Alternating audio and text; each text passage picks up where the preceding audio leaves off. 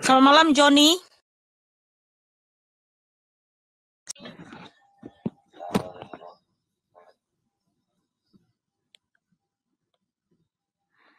Bang Joni.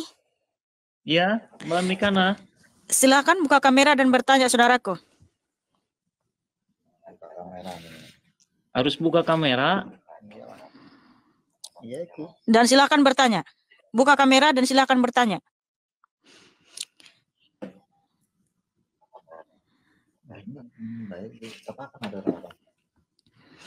Silakan, Mau Joni. bertanya, Mbak Mikana. Ya, silakan. Kenapa Mbak Mikana menyembah manusia?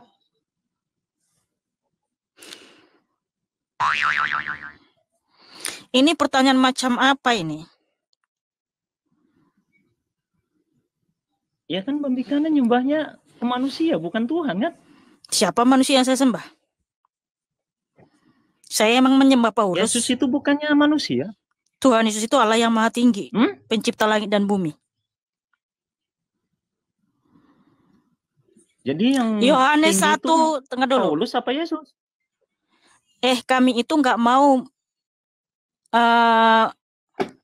menjadikan Rasul Paulus itu sebagai junjungan kami, sebagai kami nggak mau penyembahan okultisme. Kamu tahu artinya okultisme? Ya, menyembah manusia, mengagungkan manusia. Di mana kalau di dalam iman kami tidak pernah kami menyebut begini, aku percaya kepada Tuhan Yesus Kristus, dia adalah Allah, pencipta langit dan bumi, dan kami juga percaya kepada Rasulnya, yaitu Paulus. Nggak pernah. Karena apa? Kalau kita bikin gitu, itu namanya okultisme. Tetapi kami mengaku Tuhan Yesus adalah yang awal dan akhir, pencipta langit dan bumi, tidak ada Allah selain dia. Jadi yang kami imani itu Tuhan Yesus, Allah yang maha besar. Yang kami sembah itu Tuhan Yesus, Allah yang maha besar. Tuhan Yesus itu Allah yang maha tinggi. Dia adalah sumber segala kebenaran, sumber segala hidup. Dia adalah Bapa yang baik. Dia adalah Sang Firman yang adalah Allah itu sendiri. Jadi jangan ngadi-ngadi, saudaraku. Tapi terserah kamu. Pertanyaanmu ini seakan menganggap kami itu menyembah manusia. Padahal kami ini penyembah Allah yang maha tinggi, yang sudah terbukti dia maha kuasa. Jelas. Tuhan Yesus itu maha kuasa terbukti melalui perbuatan dan karya-karyanya. Kamu tahu Nabi Musa? Maaf. Sinyalku lagi nggak baik, Mbak Mikana. Maaf. Oh, iyalah. Jaringanmu juga cuma 2 titik, 3 titik gitu ya? Sinyalku lagi nggak baik. Ya udah. Iya. Maaf ya, Mbak Mikana. Iya, saudaraku. Saya keluar dulu ya. Ya, terima kasih saudaraku sudah bertanya. Tuhan Yesus Kristus memberkatimu dan mengasihimu. Tepuk tangan buat Joni yang cakap dan manis. Iya.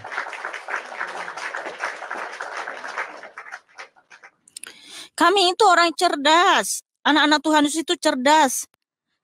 Mana mungkin kami mau menyembah manusia? Enak aja loh. Tuhan Yesus itu Allah yang maha tinggi. Memang dia pernah datang menjadi manusia. Tapi ingat, dia Allah yang datang menjadi manusia 2000 tahun yang lalu selama 33 tahun. Makanya dalam waktu singkat dia lebih rendah daripada malaikat. Tetapi ketika dia kembali ke surga, dia kembali kepada hakikatnya yang adalah Allah yang maha kuasa itu. Allah yang maha besar. Oh, asik. Ya, selamat malam Mr. Said. Bagus, mantap. Sebelum disuruh buka kamera, langsung buka kamera dia. Tepuk tangan dulu dong buat Mas Said. Selamat malam, Mbak Mikana. Selamat malam, saudaraku. Ini temanya apa ini? Di sini tanya jawab Alkitab, Bang. Bahwa Tuhan Yesus itu Allah yang maha besar. Tuhan Yesus Allah yang maha besar. Allah yang maha besar. Ya, betul. Di sini yang kemahabesarannya Yesus di mana ya? Kenapa dia disebut Allah yang maha besar? Karena sudah terbukti dialah yang menciptakan langit dan bumi dan segala isinya. Dari mana? Kita bisa lihat nih, kitab tertua apa? Kitab tertua itu Alkitab. Enggak, iya, jangan lari ke situ dulu. Loh. Kita yang ini aja, yang mudah dulu aja.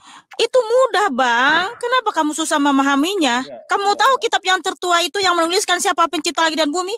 Tuhan Yesus itu di tahun 1500 tahun sebelum Masehi. Itulah Alkitab, kitab tertua yang telah menuliskan bahwa Tuhan Yesus itu pencipta langit dan bumi, saudaraku. Begini, Mbak. Oh, Yesus itu kan bisa makan, bisa minum. Kok dia itu kok Allah yang Maha Besar, maksudnya di mana? Itu. Loh, dia duduk makan bersama dengan Abraham, itu bukan ya dengar dulu, dia duduk makan bersama Abraham bukan berarti dia terikat kepada makanan. Itu artinya dia sangat mengasihi umatnya, dia mencintai umatnya, dia mau duduk makan bersama dengan umatnya. Tuhan Yesus Kristus, kamu tahu nggak siapa yang bisa berpuasa ya ketika dia datang pun menjadi manusia? Dia tidak makan selama 40 hari 40 malam. Coba kamu tes dulu, kamu nggak makan selama 20 hari 20 malam. Tes, nggak makan, nggak minum. Enggak. Coba aja. Gini dulu. Enggak, saya kasih tahu sama kamu. Coba kamu tes, ya. Bisa nggak kamu makan 20 hari, 20 malam nggak makan? Bisa. Jangankan 40, 20 hari aja, bisa. Ini Kak Megana nggak lagi sedang kan? Maksudnya nggak lagi sedang ngimpi atau gimana kan?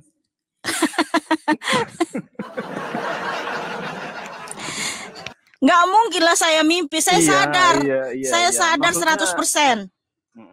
Maksudnya begini loh Kak, Mbak Mikana, ya Allah. Andaikan Mbak Mikana bisa masuk ke ini kan. Kemana? Cantiknya dan aduh. Saya anak surga, masa anak surga kamu suruh lagi keluar dari surga? Aduh, nggak mungkin lah aku mau, saudaraku, nggak mungkin. Iya. Begini loh.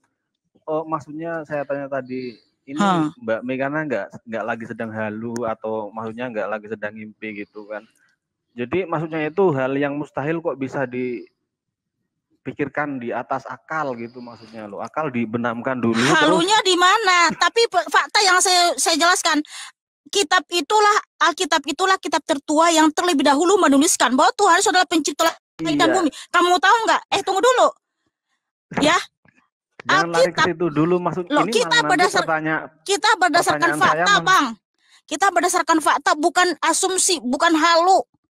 Karena faktanya 1500 tahun sebelum Masehi, Nabi Musa telah menulis bagaimana Tuhan Yesus menciptakan langit dan bumi dan segala isinya dengan begitu baik, begitu sempurna, yaitu selama 6 hari, ya. Di mana kisah penciptaan yang begitu sistematis, ya? Selain di dalam Alkitab. Nah, kenapa Nabi Musa bisa menuliskan yaitu di zaman 1500 tahun sebelum Masehi? Padahal ilmuwan ya, teknologi belum ada pernah naik ke angkasa ya untuk melihat keadaan bumi ini, tapi Nabi Musa sudah bisa menuliskan ya karena Tuhan Yesus yang memberitahu, terbukti dia Tuhan pencipta langit dan bumi, bro. Nah, ini kan jadi ringkasannya begini, Mbak. Jadi hal yang mustahil itu Mbak Mikana dipaksakan gitu, harus bisa gitu. Ibaratnya ini kepala kan, kepala itu mau dibuat di bawah terus mau buat kaki gitu. Nah itu enggak seperti itu, bro. Kepala tetap di atas karena Tuhan Yesus yang menciptakan manusia ini begitu sempurna. Kamu tahu nggak ciptaan apa yang paling sempurna, yang paling indah itu manusia kan? Mbak Mikana. Kalau Yesus makan, Yesus bisa ini tidur, itu mustahil kalau itu. Hei, Mas Said, kan Tuhan Yesus datang ke dunia menjadi manusia, dia merendahkan dirinya. Udah jelas di Filipi 2 ayat 6-8. Nih saya baca dulu ya. Kamu ini ngadi-ngadi kamu ini ya. Berpikir yang cerdas lah, bro. Ya ini saya sudah cerdas sekali loh Mbak Megana. Ya udah kalau sudah cerdas, kenapa kamu masih bingung? Kepala di bawah, di atas kaki. Bingung, saya nggak bingung. Makanya tadi bentar dulu. Hoi, dengar. Ya. Di Filipi 2 ayat 6-8. Loh, ini kita harus pakai dalil supaya bukan asumsi. Kalau kamu kan ngomong selalu tanpa dalil. Kalau saya pakai dalil. Enggak, kau dengar dulu, dengar. Iya. Ya, di sini Filipi 2 ayat 6-8, Tuhan Yesus itu adalah Allah yang datang ke dunia mengosongkan dirinya sendiri, mengambil rupa seorang hamba dan menjadi sama dengan manusia. Dan dalam keadaannya sebagai manusia, ia merendahkan dirinya dan taat sampai mati, bahkan sampai mati di atas kayu salib. Nah kan ketika dia datang merendahkan dirinya menjadi manusia, ya wajar kalau Tuhan Yesus makan, kalau Tuhan Yesus tidur. Namanya juga dia sedang mengosongkan dirinya sendiri. Itu selama 33 tahun. Makanya dalam Alkitab, dalam waktu yang singkat Tuhan Yesus itu lebih rendah daripada malaikat. Itu dalam waktu yang singkat, bukan selamanya. Ya nggak apa-apa, Gini loh, kami Mbak. menerima itu. Kami Iya, bersyukur iya. kalau Tuhan itu datang ke dunia. Loh, bagaimana dengan Tuhanmu? Gini loh, Mbak. Apa bukti bahwa dia telah menyelamatkan kalian, telah mengampuni kalian? Mana buktinya? Gini Nah, loh Tuhan yang Yesus datang gampang-gampang. dari surga. Tuhan Yesus datang dari surga untuk menyelamatkan kami dan sudah terbukti dia mati dan bangkit pada hari ketiga di atas kayu salib. Itu buktinya. Nah, lalu kamu mana buktinya? Gini loh, Mbak. Dipikir yang mudah aja dulu. Kalau yang nggak bisa dipikir pakai logika yang nggak masuk akal itu jangan dipaksakan gitu loh maksudnya. Jadi kalau Tuhan Oh, ke dunia bagimu itu ketika Allah itu siapa yang ketika ngurus? Allah datang ke dunia, nah inilah dia, kamu itu nggak ada, mohon maaf saudaraku, di mana akalmu itu? Kan Tuhan itu maha kuasa, masa dia nggak datang ke dunia menjadi manusia? Iya makanya itu hal yang mustahil Mbak Mekana itu Kok mustahil? dipaksakan Kalau gitu. ada yang mustahil bagi Tuhan, berarti dia bukan Tuhan, bro. Aduh, bro. Kalau Tuhan itu yang maha itu berarti nggak bisa disetarakan Mbak Mekana. Loh, kalau maha. Maha. Oke. Saya tanya sama kamu, Tuhan itu maha kuasa. Ya, Mudah melakukan segala sesuatu. bisa. Kalau dia datang ke dunia menjadi manusia, bisa nggak? Tidak bisa, itu mustahil. Alamak. Itu pakai nalar. Berarti kamu Makanya telah Mbak Mekana- membatasi kemasukan Tuhan. Kamu telah mengkerangkeng Tuhan. Kalau dia nggak bisa menjadi manusia, berarti ada yang tidak bisa dilakukan Tuhan. Berarti itu Tuhan yang lemah. Itu bukan orang yang membatasi Tuhan, tapi Mbak Mekana sendiri yang memaksakan untuk jadi manusia. Nah itu makanya tadi Loh, Mas Said. memaksakan doktrin di atas akal gitu. Aduh, kamu yang nggak punya akal, saudaraku. Tadi kamu sudah bilang dia Tuhan itu maha, tapi ketika dia datang menjadi manusia, kamu bilang nggak bisa. Artinya kamu sudah merendahkan Tuhan, sudah membatasi kemahakuasaannya. Artinya dia tidak maha karena ada yang tidak bisa dia lakukan, saudaraku. Berarti dia tidak maha. Kebalik itu Mbak Mekana yang memaksakan. Berarti di mana kemahakuasaannya kalau dia tidak bisa datang menjadi manusia ke dunia? Makanya jangan diletakkan doktrin di atas akal biar nggak memaksakan gitu. Oke, kamu bisa lihat Tuhanmu nggak? Jadinya kan. Nah. Saya mau tanya sama kamu bisa lihat Tuhanmu nggak? Oh, Tuhan nggak serupa dengan makhluk. Aduh, saya tanya, kamu bisa lihat Tuhanmu nggak? Aduh, ini orang tahu nggak sih? Tuhan itu sang pencipta nggak bisa serupa dengan makhluk. Aduh, saya tanya, kamu bisa lihat Tuhanmu? Saya tanya dulu sama Mbak Mekana. Mbak Mekana bisa dilihat hanya. Saya tanya sama kamu, tadi kan Tuhan datang menjadi manusia, pasti bisa dilihat lah karena dia datang menjadi manusia. Berarti itu bukan Tuhan, Mbak Mekana. Oke, kalau begitu Tuhanmu udah selesai itu. Iya. Ketika dia datang menjadi manusia, masa nggak bisa? Kalau begitu saya mau tanya sama kamu, eksistensi dari Tuhanmu itu apa? Eksistensi. Nah ini kita yang hidup inilah eksistensi dia. Oh, berarti keberadaan Tuhanmu itu adalah kamu gitu ya? Lo bukan bingung kamu tahu arti gitu. eksistensi? Gini Mbak Mekana, pelan-pelan. Enggak, ya, kamu pelan-pelan. Iya pelan-pelan. Saya tanya sama kamu. Kamu tahu arti eksistensi apa? Iya, eksis tetap maksudnya. Eksis itu ada. Keberadaannya itu apa? Iya, tetap. Eksis tetap. Tuhan tolong.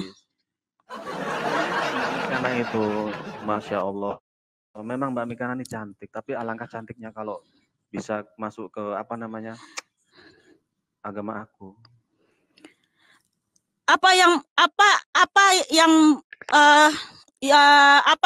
kamu tawarkan sama saya, yang saya sudah diberikan keselamatan kekal, sehingga saya bisa meninggalkan Tuhan Yesus demi ikut agamamu? Ya, jangan langsung ke situ. Lama. Loh, kan kamu ngajak saya ke agamamu. Iya. Nah, apa yang kamu tawarkan kepada saya, yang dimana saya sudah diberikan kasih karunia keselamatan kekal oleh Tuhan Yesus, supaya saya bisa meninggalkan ini untuk ikut agamamu, apa yang kau tawarkan di atas keselamatan kekal ini? Apa? Ya kalau Mbak Mekana mau ke surga, ayo. La ilahe. Makanya Mbak Mekana, Oke. Gini, maksudnya itu bentar dulu doktrinnya saudaraku. itu jangan Bentar. diletakkan di atas akal dulu. Enggak. Oke, bentar gini saudaraku, bentar. Tuhan Yesus kan sudah memberikan saya keselamatan kekal, ada dalilnya itu di Yohanes 10 ayat 27 sampai 28 ya. Tuhan Yesus berfirman, domba-dombaku, anak-anakku, dengar. Kau dengar ya? Tuhan Yesus memberi keselamatan yang pasti bagi saya. Nih dengar ya. Tuhan Yesus berfirman kepada saya dan kepada orang yang percaya kepadanya, Yohanes 10 ayat 27 sampai 28. Domba-dombaku mendengarkan suaraku, dan aku mengenal mereka, dan mereka mengikut aku. Dan aku memberikan hidup kekal kepada mereka, dan mereka pasti tidak binasa sampai selama-lamanya, dan tidak seorang pun merebut mereka dari tanganku. Nah, ini kepastian keselamatan. Kita itu sudah diberikan keselamatan, itu pasti sekali. Nah, tidak ragu lagi, tidak bimbang. Nah, apa yang kamu tawarkan di atas kepastian ini untuk supaya bisa meninggalkan keselamatan kekal yang diberikan Tuhan sama saya untuk ikut agamamu? Apa? Berarti kalau Mbak Mekana berbuat dosa nggak diadili. Kalau Mbak Mekana berbuat dosa nggak diadili berarti. Aku jadi mules ini Mbak Mekana. Aduh, ketawa terus dari tadi. Mas Said. Ini dulu saya itu orang berdosa. Dulu saya itu orang yang mati.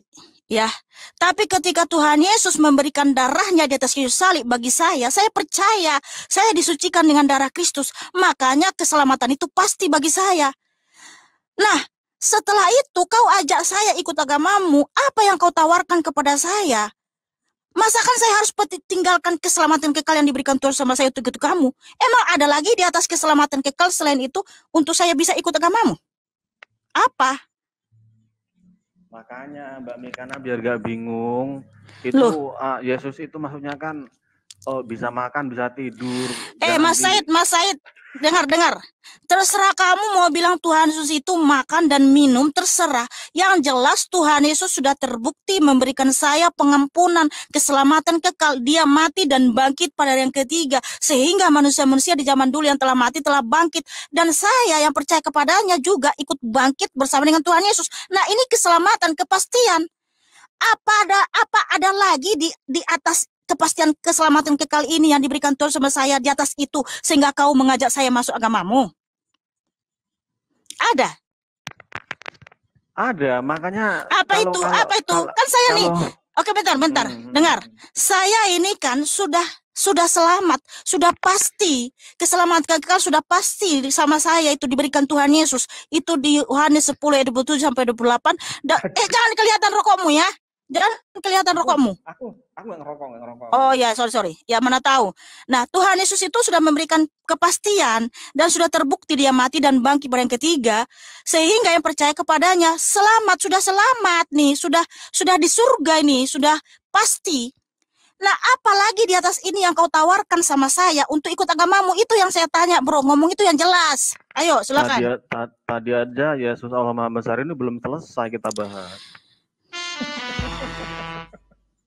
Berarti kamu Mas Said hanya ngajak-ngajak orang aja ikut agamamu, tapi kau bingung sendiri. Saya mau tanya sama kamu Mas Said. Mas Said, hari ini kalau kamu mati, kamu masuk surga, masuk Firdaus apa masuk Hades, itu neraka? Hari ini kalau mati. Iya. Hari ini. Iya. Kita itu nggak tahu kita mati kapan. Nah, kamu aja nggak tahu maksud saya gini, kalau kamu mati, kamu masuk surga apa masuk neraka? Loh, itu hak apa namanya? Hak prerogatif Sang Pencipta. Jadi kita harus tetap berbuat baik, beramal baik gitu. Oh alah Mas Said, kamu aja nggak tahu kamu kemana, masih bingung kok kamu ngajak saya masuk agamamu. Berarti kalau kita berbuat baik, beramal baik itu kan pasti ganjarannya baik juga, yaitu surga. Tapi kalau Mbak Mekana ini nggak ada dosanya itu ditanggung kok, hebatnya herannya Mas itu Said, kok. Kan Mas nggak Said, adil itu. Mas Said, kalau Ya. kamu ngajak seseorang masuk ke agamamu, kamu juga harus pasti dulu nih masuk surga apa masuk neraka. Kalau kamu aja masih bingung, ngapain kamu ajak saya? Enggak, saya Kenapa? enggak bingung. Kenapa kau ajak saya masuk agamamu? Cuma saya ditarik ini, Yesus Allah Maha Besar. Ini Nah, pembesarannya tapi Mas Said, gimana? Mas Said, Manusia kok bisa Mas Said, dimaafkan gitu. Iya, Mas iya. Said, saya kasih tahu sama kamu. Iya. Saya itu memang sering diajak masuk ke agama kalian. Tapi ketika saya tanya, apa yang kau tawarkan sama saya sehingga saya harus meninggalkan Tuhan Yesusku yang sangat Ya, baik yang telah memberikan surga kepada saya? Nggak ada, bingung kalian. Nah, ya Ya, udahlah, makanya. aku tetap di surga aja lah. Aku nggak mau murtad dari Tuhan Yesus karena Makanya saya itu tadi- pasti. Nah, kalau kamu tanya, kalau kita itu mati kemana? Langsung ke surga, ke Firdaus. Nggak bingung. Nah, kamu Terus aja nggak- bingung.